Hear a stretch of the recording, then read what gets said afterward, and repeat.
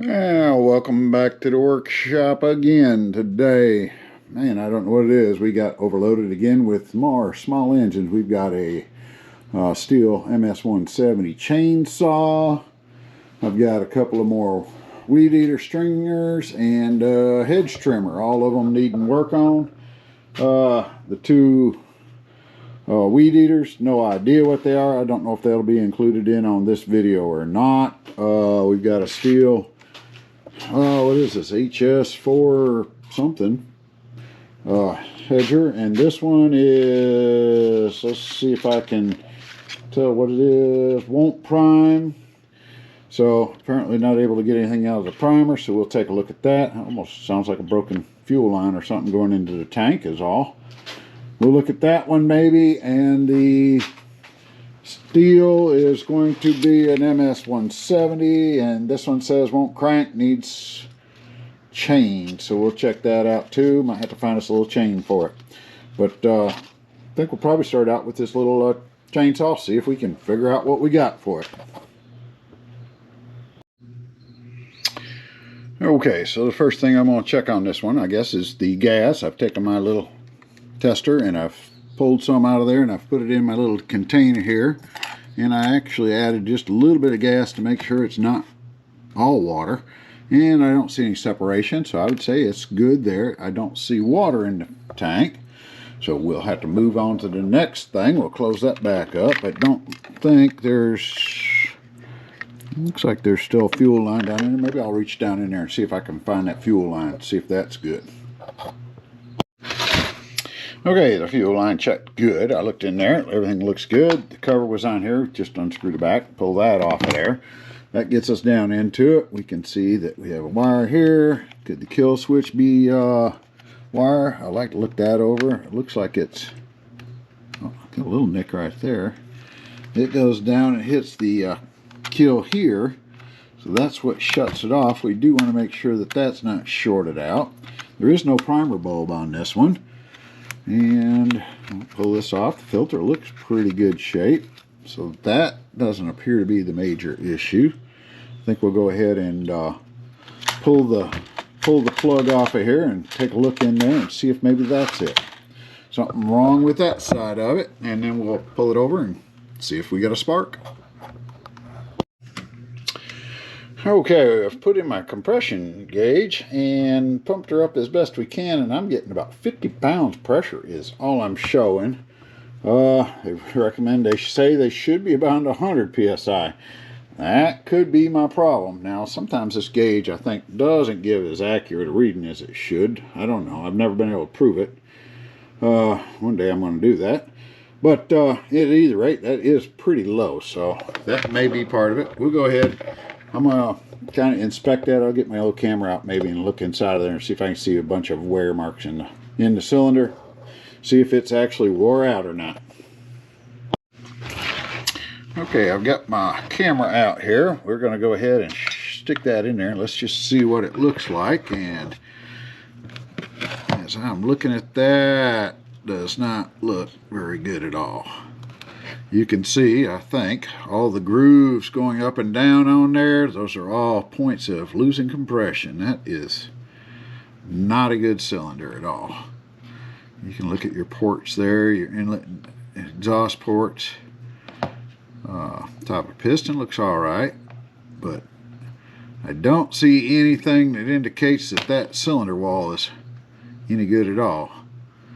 So that's where we're losing all our compression. Will I get this thing to run? That's going to be doubtful. But we'll go ahead and see if we can make it run. But normally when you have something like this, it's going to be about impossible to really get started. It just does not have the compression to pull the fuel and all through the carburetor to get it going. So we'll see if we can make it run. Sometimes they surprise me and still go, but this one here is real close to not going to be able to make it. So we'll stick it back in there, make sure I got some spark. We might throw a little bit of ether in there and just see if it'll pop off at all. Okay, that thing would not start, and I don't know how well you're going to be able to tell this, but looking at that piston in there, that is not good at all. Somebody did not have the right oil mix or something in here, because that's totally shot. You're not building enough compression to get her going. So yeah, this saw is, as far as I can tell, is a throwaway item. We'll put it back together a little bit and let them know it's not going to work. So on to the next one. Okay, let's see if we can have any better luck with this one. This little steel trimmer here, edge trimmer. We're going to go ahead and look in here. It says the bulb won't prime. We push on it. It's not sucking any gas into it. Let's just see if we've got a fuel line in there. Tank is definitely full. Darn, I wonder if he filled this thing. I don't know if this is the same person dropped this one off or not. That last one, I swear, I don't think had any oil mixed in with gas, and this one doesn't look any better. Normally we would have some color to it. When we push our primer bulb, we can see that it's definitely blowing back into the thing, so it's coming from the suction side, and I can't tell for sure, but it looks like the line's all hooked up down in there. Let's take this cover off and let's see if we can determine where it's getting the air to blow back into there without getting gas.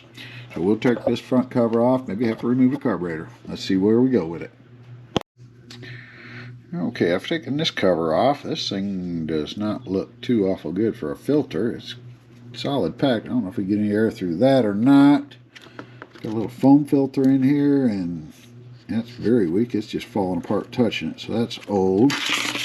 And the inside here, looks like we got moisture. That's water. So I don't know where that's coming from, but it's apparently not run for a while, so something's there. I think we'll have to pull this carburetor off and see if we got some serious problems inside the carburetor. So we're going to go ahead, we'll pull those two screws off. It looks like throttle cable comes around here. That shouldn't be too bad to get off of there. So let's take that apart and see what she looks like. Okay, I've got the carburetor off of there, and the throttle cable, it just runs around, and when you get to it, this thing pretty much just sits in there simple like that, and it pulls against it and wraps around there to keep it in. The carburetor itself sits, of course, like this. Make sure you keep track of which one goes to which. Your bottom feed's going to go into the back side here, and then your return will come up closer to your primer bulb. So we need to find out why it's not coming through here.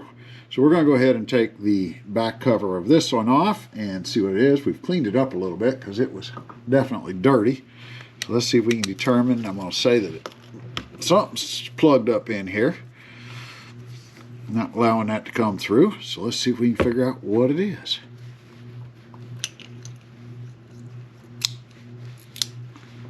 There's a little screen right here that could be, or it could be that one of these are shot. So we're going to make sure that we can get fuel in through here and back out through there. We'll do that with a little bit of cleaner and a little bit of air, whatever it takes, to see if we can get something in there without spraying ourselves in the face.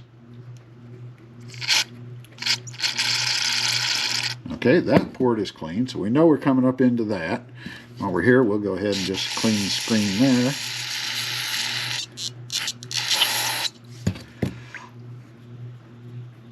So that's good, and then we'll inspect this little gasket thing here, which it should be no liquid in there behind parts of it, I think. So we'll just peel it back and make sure it looks all right gently.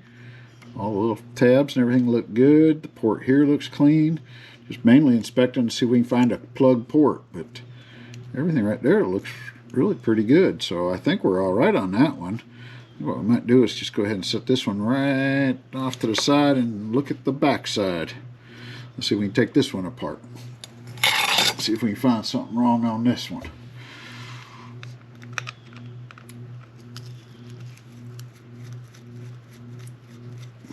Got to be a plug somewhere.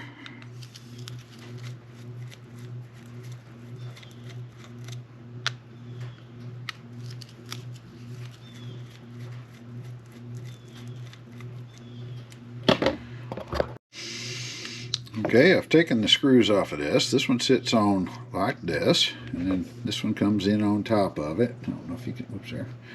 Get it a little low here so you can see. Like I say, that side should have little points there, should hit against this, which is going to control your little needle valve here and let the gas come in.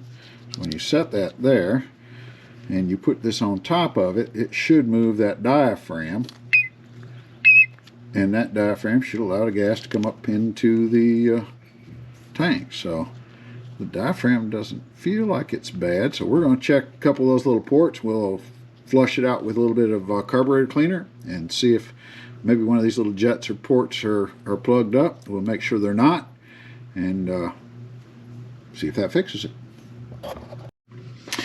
Okay, I've done cleaned up a little bit of it, and we're going to go ahead and set this back in here.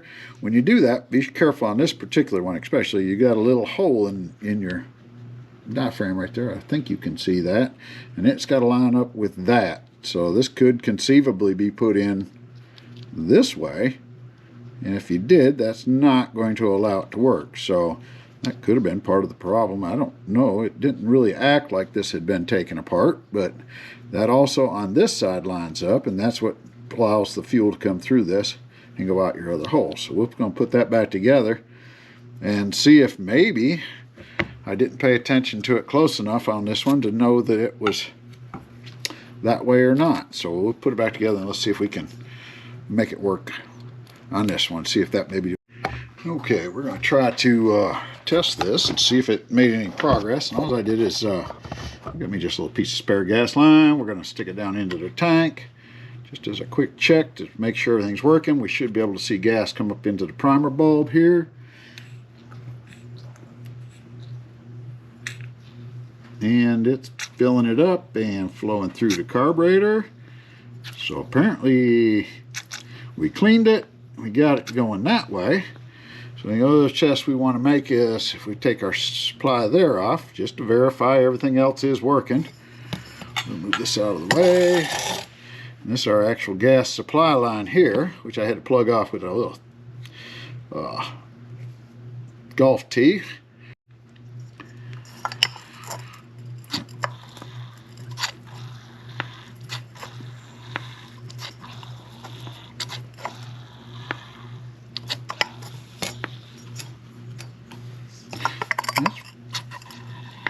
Pumping it, but we are getting a lot of air in there. I'm not sure that's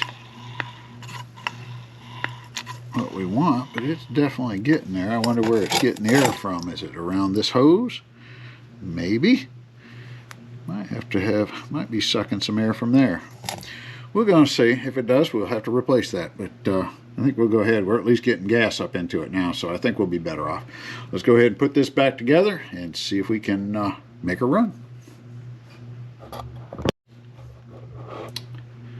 Okay, we've got her back together, and the original problem was we never could get any gas up into the primer bulb, so it's definitely sucking gas up into it. So I guess now we'll see if the darn thing will go ahead and fire up and run. So that'll be the next step. I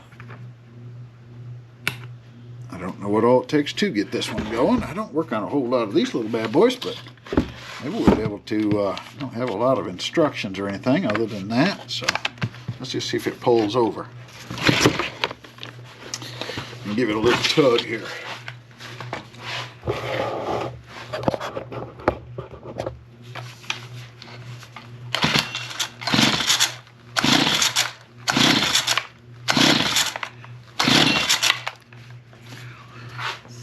Let's give it a little choke.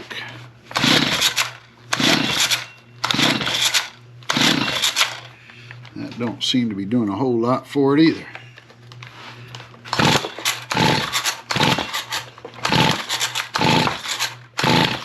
Okay, that's not very effective. We're going to have to look into it some more, see why she's not firing. Go through the same thing we did with the first one.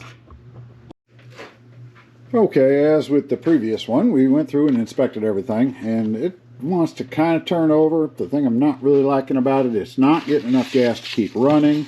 When I'm hitting this primer bulb, I think we still have some sort of leak in the thing. It's pulling in air, and it should not do that, and I think that's probably my problem. So what I've done is gone on Amazon. We've ordered a new carburetor. That'll be in a couple days. We'll go ahead and slap that on there and see if that doesn't take care of all our problems. I think this thing is just not quite there. So something's still not right with it. And it's easier to do that than to put a rebuild kit in it that I don't have. So we'll go on to the next piece of equipment. Okay, so on these ones here, as I've stated before, They're usually old, not worth fooling with too much.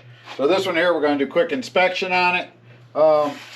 Before I even started, I went ahead and I should have checked before. The return line on the gas was bad, so I just went ahead and stuck a quick filter on that, or a line on that. That works. It's pumping gas through it. But then I go to start it up, and I do the check I should have done before. If you can take your machine and pull the cord like that, and the machine don't leave the bench, it has no compression, or very little compression. If you don't have compression, it's not going to run good for nothing. You got to have enough compression. When you pull that string, it should come right on up with you. Or at least when you have it up here and you drop it, it should not hit the bench hard. So that one, it's no good. I can tell it right from the beginning. It has a bent end here, so it'd have to, even if I had compression, I'd still have to do something with replacing this head, try to find something that was compatible to it. I'm just going to tell the guy it's not worth the money. For $100 and some bucks, you go buy a brand new one. This one ain't going to ever fire and run right, so we're going to get rid of that one. Now we're going to go over to the next one that I think I told him I probably didn't want to do anything with. And I'll pick it up and I give it a quick look over. Somebody has, taken the cord off of here for the plug.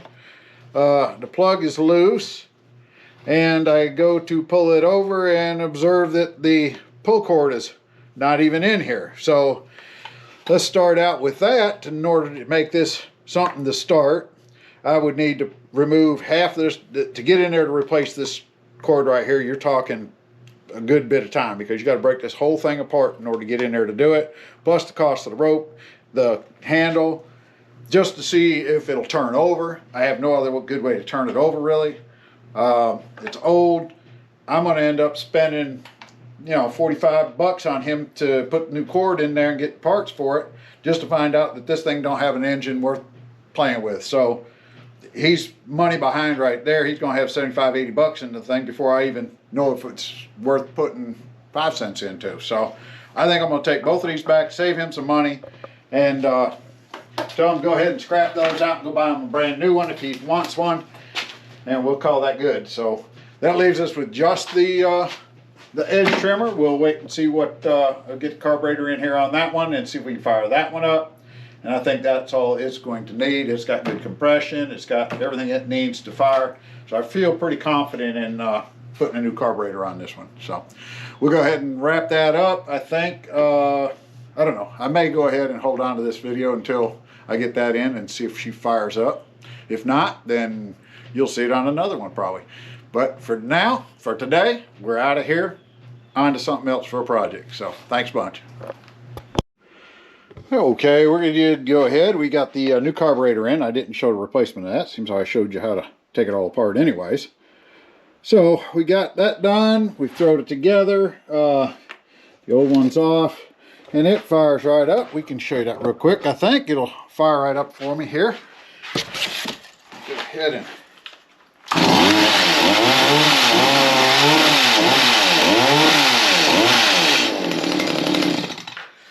now, the only other problem we had is when I got it started up earlier here, I went to shut it off and the kill switch didn't work.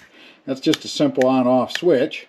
So I happened to find an old one laying around and replaced that. And that wasn't too bad a job. That was just on one of these. There's a little screw that's up underneath the thing here. You remove that, slide it back, and that switch just pops out of there. Replace it with the 2 wires. It's a pretty simple little job. I didn't catch it because I basically just forgot to film. So that's it. But to check your switches, always go to that. Just do a continuity check between the 2 of them. It's going to be open one way and close the other. So closed is off because you're shorting out the coil within the piece of equipment. So anyways, that was the follow-up on that. That one's good to go.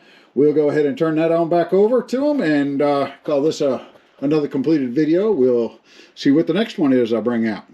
Appreciate you watching it. Any comments? So, as always, give it a comment, a thumbs up if you liked it, and subscribe if you haven't done that yet. I really do appreciate it. And we'll see you on the next project.